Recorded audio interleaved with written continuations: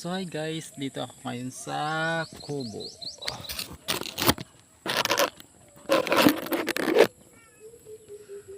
Nagtimpla lang ako ng kape guys.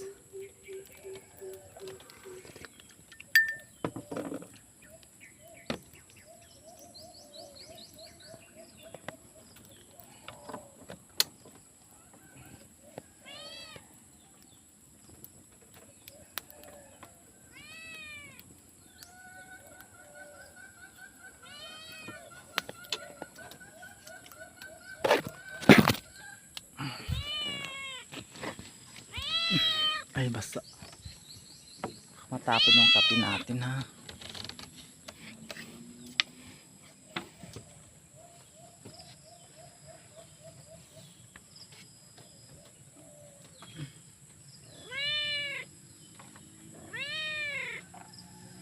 Parang din ako makaalis guys.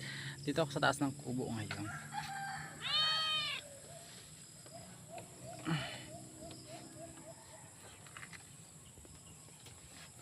So sayang guys, dapat nagdala ko ng tinapay. So ayan, magkakape tayo guys. Hindi ko pa ito natapos sa likod guys. Na-upload ko na rin naman to sa YouTube, sa Facebook ko. Tapos dito na yung tapos. So yung tent na in-order ko para yan doon. Kasi iwan ko lang. Dahil hindi ko siya matapos-tapos.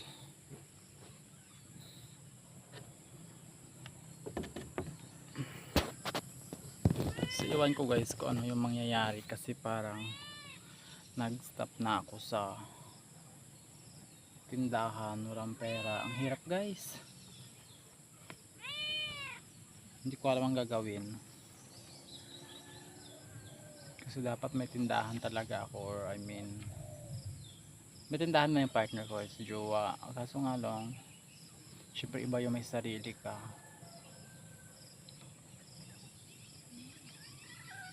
Alam ko ba, pero nakakalungkot talaga pag walang pera.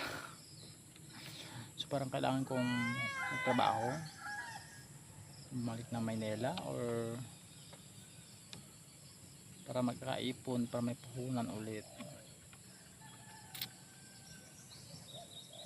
Kung dito ka sa probinsya na hindi ka man gumagawa, like nagagapas ng palay o nag-ano ng tubo, yung parang mga trabaho talaga, nako, hindi ka tatagal sa probinsya guys. Dapat may extra kita ka talaga, may hanap buhay ka. Mainit pala. Pero si jowa, tingin ko parang gusto niya magpa Maynila. Baka na ano din siya dahil ayaw ko pa eh. Pero ngayon, pero alam niyo ba guys, nagsisi talaga ako na yung pera ko, yung puhunan ko ay ginastos ko dito sa bukid. Mula doon sa taas pa ikot yun guys, may mga screen yan. Tapos yung ginastos ko doon sa kubo sa likod, tapos dito, tapos sa kulungan ng manok.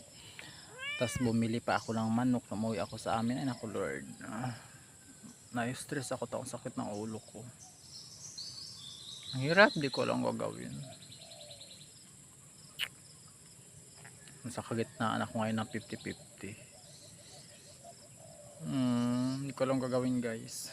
So yun lang guys, bye guys. Please subscribe my YouTube channels, and sa Facebook ko naman gaman guys, Alvin's Vlog Province. Yun lang guys, bye guys, see you to my next vlog.